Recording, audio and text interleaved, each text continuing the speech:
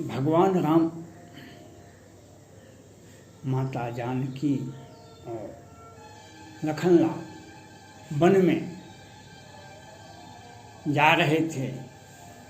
शंकर जी को मन में हुआ प्रभु जा रहे हैं हमारे गांव समाज हो करके, अगर उन्हें प्रणाम करेंगे दुनिया जान जाएगी, अगर प्रणाम नहीं करेंगे प्रभु का अपमान होगा। इसलिए इस संशय में शंकर जी रह गए। कहा कि सो दुनिया जान भी जाएगा तो हम प्रभु का अपमान हमसे नहीं होगा। दुनिया जान जाए तो जान जाए, लेकिन हम प्रभु का अपमान नहीं कर सकते। और भगवान राम उस होके गए, प्रणाम कर लिए, कुशल क्षेम पूछ लिए। माता सती बगल में बैठी थी, तुरंत प्रश्न पूछ दिए, सारे दुनिया आपको प्रणाम करते हैं, आप मानव जाति के लोगों को प्रणाम करते हैं। शंकर जी कहे कि नहीं नहीं, वे विष्णु के अवतार राम थे, वे पत्नी के विरह में जा रहे थे, पत्नी का खोज करने। तो सती जी को अच्छा नहीं लगा, कहा कि आप संपूर्ण मानव जाति आपको प्रणाम करते हैं, आप मनुष्य को प्रणाम करते हैं, हम परीक्षा लेंगे। शंकर जी ने बहुत तरह से समझाया तो नारी जाति तो जिद होती है। उन्होंने कहा कि नहीं, हम परीक्षा लेके ही रहेंगे। शंकर जी ने कहा जिससे तुम्हारा भ्रम दूर हो जाए तुम वही करो। और वे माता सती भगवान राम का परीक्षा लेने के लिए चले गए। तो शंकर जी ने कहा हमारी बात पर विश्वास नहीं हुआ। सती को लगता है विधाता बाम हो गए। मोरे हो कहे न संशय जाहि विधि विपरीत भलाई नाही, मोरे हो कहे न संशय जाहि विधि विपरीत भलाई नाही। मेरे कहने से संशय दूर नहीं हुआ, इसका लगता है विधाता बाम हो गए हैं। वही हुआ। आज केंद्र सरकार में मंत्रिमंडल का विस्तार होने वाला है। माननीय प्रधानमंत्री नरेंद्र मोदी जी केंद्र सरकार में मंत्रिमंडल का विस्तार करेंगे। कुछ पुराने चेहरे लेंगे, को बदलेंगे, कुछ नए चेहरे लेंगे। बहुत सारे बिहार से भी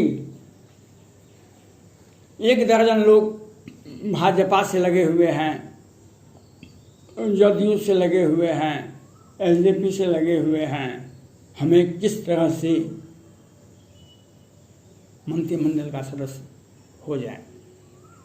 उसमें बिहार से सबसे आगे 1 नंबर में हैं सुशील कुमार मोदी जी। उन्हें पिछले ही समय में उन्हें राज्यसभा का सदस्य बना दिया गया। तो मंत्री बनने के लिए राज्यसभा का या लोकसभा का सदस्य होना अनिवार्य होता है। वे 1 नंबर में प्रथम दृष्टया वे केंद्र सरकार के मंत्री के लिस्ट में उनकी पहली प्राथमिकता है। वही सुशील मोदी जी हैं जो बिहार को ऋण घोटाले में अपनी बहन रेखा मोदी और सुशील मोदी, नीतीश कुमार जी माननीय मुख्यमंत्री बिहार सरकार के साथ साथ बिहार में हजार करोड़ का घोटाला हुआ। और तो ऋण घोटाले के मुख्य बड़े आरोपी को लोअर कोर्ट और वैकेंट कोर्ट से जमानत भी दिलवा दिए। बिहार में घोटाला, आज पटना हाई कोर्ट बिहार सरकार पर सख्त है। कोरोना महामारी में कितने लोग मरे बिहार सरकार एक बार कहती है 6 आदमी मरा, एक बार कहती है 3000 मरा, एक आदमी एक बार कहती है 7000 मरा। लेकिन पटना हाई कोर्ट ने स्पष्ट रूप से कहा कि लोगों का, जनता का फंडामेंटल राइट है जन्म और मृत्यु का अधिकार जानने का। और बिहार में कोरोना की दूसरी लहर में कितने लोग मरे ये बताना होगा। इस पर सुशील मोदी जी को भी कुछ नहीं बोले, वह बिहार सरकार का गुणगान करते रहे और सिर्फ लालू प्रसाद यादव जी का बारे में बयान देते रहे। उनका एक ही कर्तव्य था, यही सुशील मोदी जी हैं, मुजफ्फरपुर बालिका गृह कांड हुआ था, ये एक बार भी नहीं बोले। मुजफ्फरपुर में ही चमकी बुखार से सैकड़ों 200-400 बच्चे मर गए थे, एक बार भी नहीं बोले। तभी भी बिहार में मुख्यमंत्री कहते थे मंगल पांडे जी को, स्वास्थ्य मंत्री को त्यागपत्र दे दीजिए, और मंगल पांडे जी कहते थे मुख्यमंत्री को त्यागपत्र दे दिए, लेकिन कोई में से त्यागपत्र नहीं दिए। आज बिहार को अब सुशील मोदी जी यही नहीं किए, यही नहीं, प्रदेश अध्यक्ष थे भाजपा के उदय सिंह उर्फ पप्पू, जो कई एक बार संसद भी बने पूर्णिया से, उनको भी पार्टी से नीतीश कुमार जी और सुशील मोदी जी मिलकर के पार्टी से हटवाए। पुतुल सिंह बांका के संसदीय लोक क्षेत्र से आते हैं और उनको टिकट नहीं मिला, तो यही सुशील मोदी जी कहते हैं नहीं, सारे सीट हम भाजपा को ही दे देंगे, राजपूत को ही दे देंगे। और ये जिस नीतीश कुमार को 2 सीट मिला था लोकसभा के चुनाव में 14 में, उस नीतीश कुमार को ये साजिश करके 17 सीटें दिलवा दिए और 16 सीटों पर जीत गया। पार्टी भी जीत गई जदयू की। आओ तो आओ, पूर्व सांसद आनंद मोहन को भी पार्टी से भाजपा में बैठने के लिए नहीं दिए। आज सुशील मोदी जी बिहार से चले गए भाजपा से, आज भाजपा का बिहार में 74 विधायक हैं। ये अगर केंद्र सरकार में मंत्रिमंडल में सदस्य होते हैं तो माननीय प्रधानमंत्री नरेंद्र मोदी जी जो एक अच्छे व्यक्ति हैं, उनको ये भी तंग करने में को कसौर नहीं करेंगे। आज जो बिहार में की जो बदनामी हो रही है भाजपा बिहार सरकार की, उस बदनामी का एक कारण सुशील मोदी जी भी हैं। सृजन घोटाला और मुजफ्फरपुर का बालिका गृह कांड और अभी वेंटिलेटर घोटाला, 265 वेंटिलेटर खरीदा गया है बिहार सरकार के द्वारा। बिहार सरकार अपवाद को छोड़ दीजिए, तेज प्रताप यादव जी 11 महीने ही बिहार में मंत्रिमंडल के सदस्य रहे थे, लेकिन 15 वर्षों से 3 ही व्यक्ति स्वास्थ्य मंत्री बने हैं बिहार में, नीतीश कुमार जी और सुशील मोदी जी और मंगल पांडे जी आज भी हैं, जो 265 वेंटिलेटर, इतिहास का सबसे बड़ा घोटाला है वेंटिलेटर घोटाला, दवा घोटाला, ऑक्सीजन घोटाला, एम्बुलेंस घोटाला। बिहार में घोटालों की बहार है और उसके सदस्य सुशील मोदी जी 1 नंबर में आते हैं। और अब ये बिहार को बदनाम करके, बर्बाद करके, अब केंद्र सरकार में मंत्रिमंडल के सदस्य बनने के लिए जाते हैं। प्रधानमंत्री का ये अधिकार है जो किसी भी व्यक्ति को मंत्रिमंडल का सदस्य बना सकते हैं, लेकिन उनके अपने भवता एनडीए भाजपा का जो साफ सुथरा व्यक्तित्व है, जिनमें साफ सुथरा व्यक्ति है, जिनकी व्यक्तित्व झलक रहा है, वैसे व्यक्ति को लेने से माननीय प्रधानमंत्री जी का भी व्यक्तित्व बड़ा होगा, बिहार से जो रेस में लगे हुए हैं, हम मालूम पड़ता है 10-20 मंत्री केंद्र सरकार में बन जाएंगे बिहार से। इसमें भाजपा के भी 2-3 आदमी होंगे, जदयू के आधा दर्जन लोग होंगे, हम में लगे हुए हैं। और लेकिन पटना हाई कोर्ट जो टिप्पणी कर रहा है, इस पर ध्यान कोई नहीं दे रहे हैं। नहीं केंद्र सरकार दे रही है और नहीं राज्य सरकार।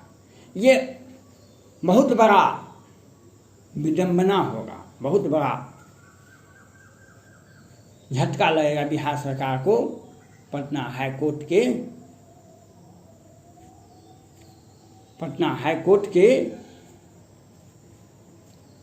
दिशा निर्देश को, आदेश निर्देश को ये लोग फॉलो नहीं कर रहे हैं। रामचरितमानस में नहीं कहा गया है, यौवन ज्वर किसे नहीं बलकावा, मच्छर काहे कनक न लावा, चिंता सांप निको ने खाया, केही ने पाए पद पाए बोराया। पद पाने से बहुत सारे लोग बोरा जाते हैं। बिहार में ही देख लीजिए, मोहम्मदपुर मधुबनी में 5 राजपूत की हत्या होती है। एक व्यक्ति को आज तक जीवन और मौत से जूझ रहा है हॉस्पिटल में।